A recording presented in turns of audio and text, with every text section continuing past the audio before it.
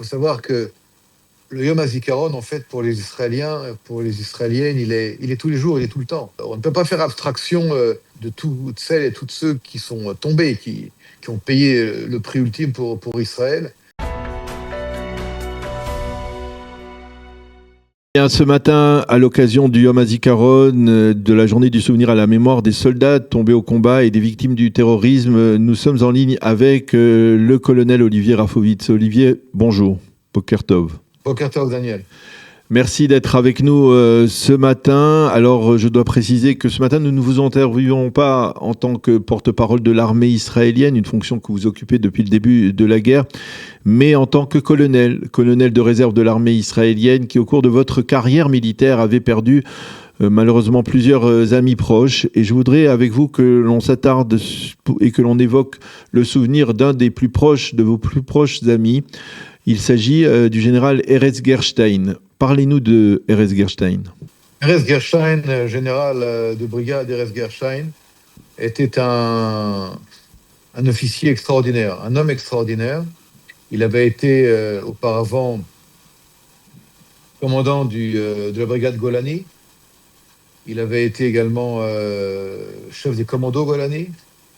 Il était un officier qui était très proche de ses soldats, très proche de ses hommes. Il était vu comme quelqu'un qui est un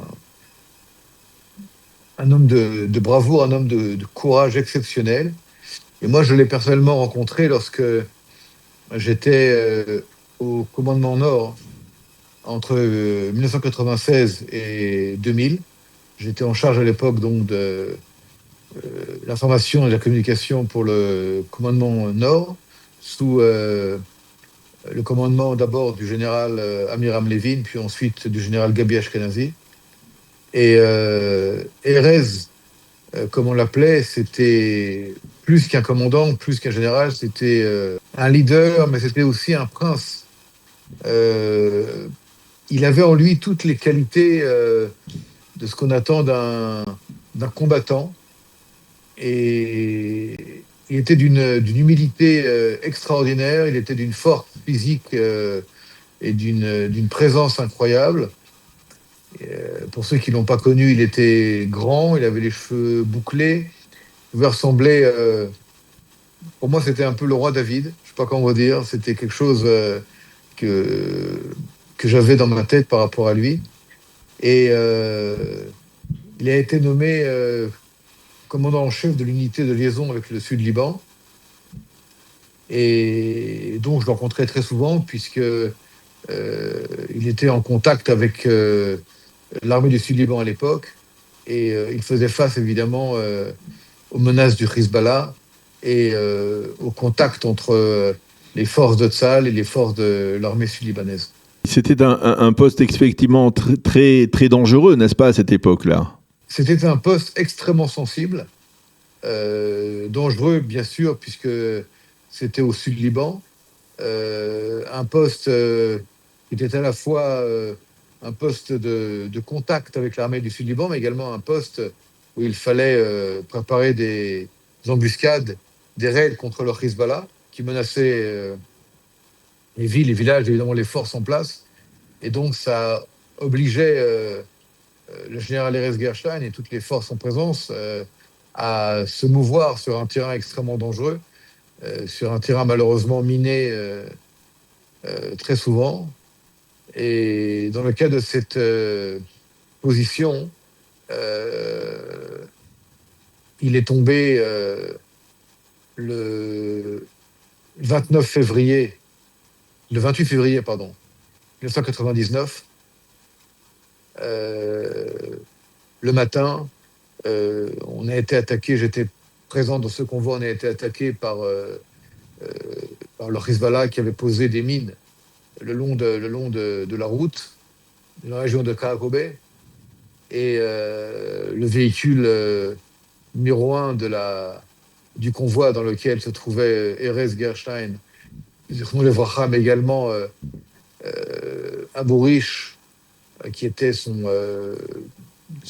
aide de camp et son éclaireur, Zichrono Livracha est également tombé. Il y avait aussi le Cachar, le Omer El-Kavetz, Zichrono Livracha. Et ce jour-là, il y avait un journaliste de Kol Israël, Ilan Roé, qui avait accompagné notre convoi pour couvrir la situation pour Kol Israël, la radio israélienne. Et Ilan Roé a également été tué durant ce convoi. Je voulais vous dire que personnellement, j'ai aussi une histoire dans ce terrible événement, c'est que j'aurais dû être dans le premier véhicule qui a été touché, et pour des raisons que je ne vais pas maintenant évoquer, j'ai changé de véhicule au dernier moment, et donc j'ai échappé à la mort, puisque les quatre occupants du véhicule qui a été attaqué par des mines et par des bombes du Hezbollah ont tous été tués. Alors, lorsque l'on a connu une personnalité comme Erez Gerstein, est-ce qu'on le fait réapparaître, on va dire, dans votre vie par la suite, après qu'il ne soit plus parmi nous, par exemple, en disant, ah bien, Erez Gerstein, il aurait dit ça à ce moment-là, il aurait été, à ce moment-là, peut-être probablement général ou commandant en chef de l'armée israélienne, chef d'état-major de l'armée israélienne, il aurait fait ceci, il aurait fait ça. C'est quelque chose qui revient, c'est-à-dire la personnalité, lorsqu'elle est aussi marquante, ça revient dans votre vie, à la fois dans votre carrière militaire et dans votre vie professionnelle? Évidemment. D'abord, Erez Gerstein, Zichrono Livracha, était pressenti pour être un prochain chef d'état-major de l'armée israélienne. Il était adoré par ses soldats, mais également par les supérieurs. Je me souviens de rencontres entre Erez et le général Gabi Ashkenazi. Il y avait évidemment le respect du grade et de la position, mais il y avait entre les hommes, ces deux hommes en particulier, je dirais presque une amitié, je dirais, au-delà, comment vous dire, plus qu'une amitié même, je dirais une espèce de complicité. Comme dans une famille, vous voyez, entre deux frères ou entre un père et son fils. Personnellement, c'est moi qui ai sur le terrain qui a annoncé l'attaque et la mort de Erez au général Gabi Ashkenazi par téléphone portable.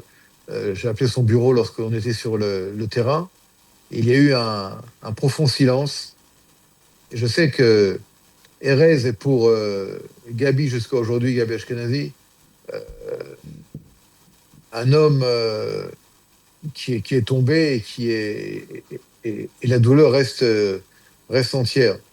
Mais pour venir à votre question, Daniel, effectivement, tous ces hommes et ces femmes qui sont tombés depuis que nous sommes un État qui doit se battre et se défendre pour exister face à nos ennemis, nous n'oublions jamais dans nos vies, dans notre quotidien, ces visages, ces paroles, ces exemples.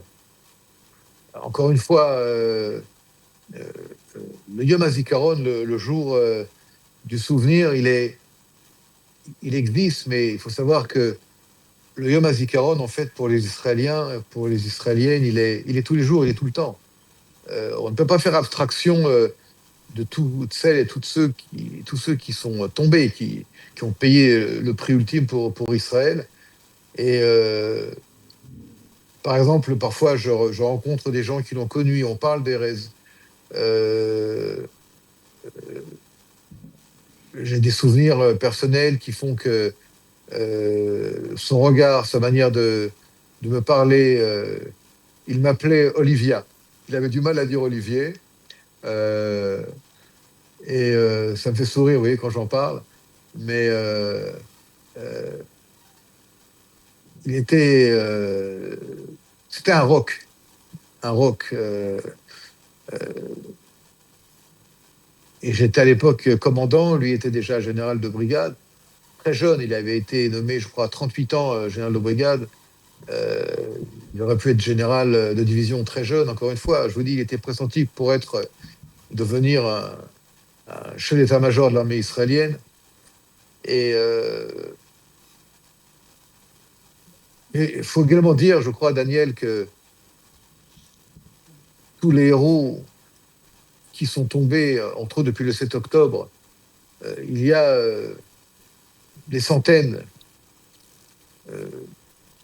de Erez Gershon, de héros d'Israël, qui n'ont pas réussi à aller jusqu'au bout de leur carrière ou de leur vie pour être ce qu'ils auraient dû être. Et ce qui est terrible, c'est ça, c'est que la vie de ces hommes, de ces femmes, a été coupée d'un coup. Mais il faut tout faire pour se souvenir de chacun d'entre eux, de chacune d'entre elles, et de ne pas jamais oublier ce qu'ils ont fait pour Israël, ce qu'ils sont pour Israël. Et c'est grâce à eux que nous sommes là aujourd'hui. C'est grâce à eux. Une dernière question, Olivier, si je puis me permettre, peut-être pour sortir du cadre et de ce témoignage émouvant sur Erez Gershon. Vous avez été responsable délégué général de l'Agence juive en France, et vous êtes porte-parole de l'armée israélienne depuis le début de la guerre. Il y a beaucoup de soldats francophones qui sont tombés au combat. Est-ce que vous pensez qu'il y a dans la communauté francophone comment dire cela, c'est une perception de la nécessité d'être, lorsque l'on fait son aliyah, de participer au destin de l'État d'Israël et de faire partie, on va dire, de ce que on a appelé le magash à Kessef, d'une certaine manière, cette volonté de dire on fait partie, lorsqu'on fait son aliyah, on ne fait pas son aliyah seulement pour les bonnes choses, mais pour aussi faire partie d'un destin, et celui de l'État d'Israël de ces 2 dernières années et demie, c'est la guerre. Vous y pensez? Bien sûr que j'y pense. D'ailleurs, je fais également partie d'une association pour les Chayalim Bodedim qui s'appelle Argadol, qui accompagne des milliers de soldats solitaires. Pour qu'ils soient moins seuls, il y a également parmi eux, évidemment, des soldats francophones, des hommes et des femmes. Ce que je peux vous dire par rapport à ça, c'est que le sionisme qui émane de la communauté juive francophone, française, pas seulement évidemment, mais là on parle de ces centaines de milliers de juifs en France qui pour la plupart, comment dire, éprouvent un amour pour Israël et pour ce qui se passe. Évidemment, ils sont touchés par ce qui se passe. Donne une alia et des hommes et des femmes dans l'armée exceptionnels. Je crois que il est clair que pour la plupart des gens, servir dans le Tsahal ou dans les forces de sécurité d'Israël fait partie de manière naturelle de la vie en Israël, avec toutes les difficultés, toutes les complications que cela peut avoir. Mais ce que je peux vous dire, c'est que il y a aujourd'hui en Israël et dans l'armée israélienne une profonde compréhension de cet alia, un profond respect de ce que font les soldates et les soldats provenant de France ou provenant d'Europe, du monde, mais on parle de France ici, qui font beaucoup pour Israël. Beaucoup le font dans la plus grande humilité, on n'entend pas, on ne sait pas, dans des unités particulières, des unités spéciales, d'autres dans d'autres endroits. Mais c'est vrai que des familles aussi de la communauté francophone ont payé le prix ultime durant cette guerre. Et je voudrais, avec votre permission, Daniel,